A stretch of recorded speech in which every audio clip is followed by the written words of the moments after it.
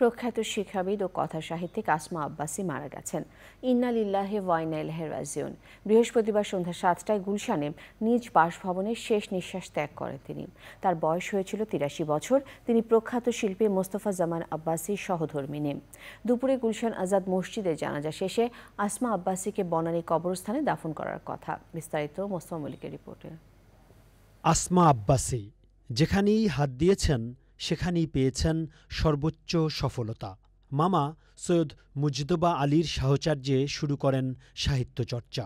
ছিলেন অসম্ভব জনপ্রিয় শিক্ষক। একদিকে শিক্ষকতা, আরেকদিকে লেখালেখি, সব মিলিয়ে অনন্য ব্যক্তিত্বের অধিকারী ছিলেন তিনি। রেডিও টেলিভিশনের আলোচক এবং উপস্থাপক হিসেবেও ব্যাপক জনপ্রিয়তা পান আসমা আব্বাসী। বাংলা ভাষা ও সাহিত্যের অধ্যাপক ছিলেন তিনি। শ্রেষ্ঠ শিক্ষকের সম্মান অর্জন করেছিলেন আসমা আব্বাসী। শ্রেষ্ঠ কলেজ শিক্ষক হিসেবে পেয়েছিলেন শিক্ষা মন্ত্রণালয়ের স্বর্ণপদক। বৃহস্পতিবার সন্ধ্যায় তাঁর মৃত্যু হলে গুলশানের বাসায় ছুটে আসেন স্বজন, সহকর্মী ও পরিচিতজনরা।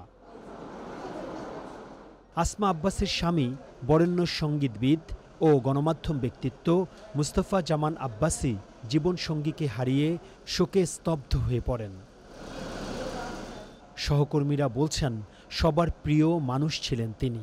ব্যাপারটাই কিন্তু আসল কথা। আপার ব্যাপারটা মানে এটা কিন্তু একেবারে কি বলবো, স্মরণীয়। অসম্ভব ভালোবাসেন আমাদের সবাইকে।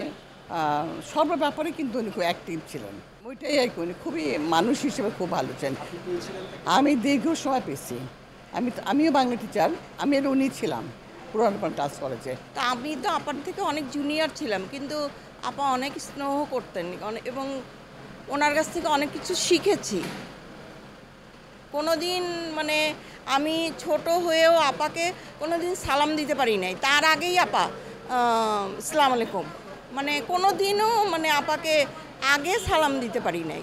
উনি রিটায়ার্ড করার পরেও আমাদের দেখতে গেছেন কলেজে, যে আমাদের কোনো সমস্যা কি না, সেই সমস্যাগুলো কিভাবে দূর করা যায়। আসমা আব্বাসীর স্বজনরা বলছেন, পৃথিবী থেকে তাঁর বিদায় হলেও ভালো কাজগুলোর জন্য মানুষের মনে বেঁচে থাকবেন তিনি। Mostafa Mallik, channel I, Dhaka.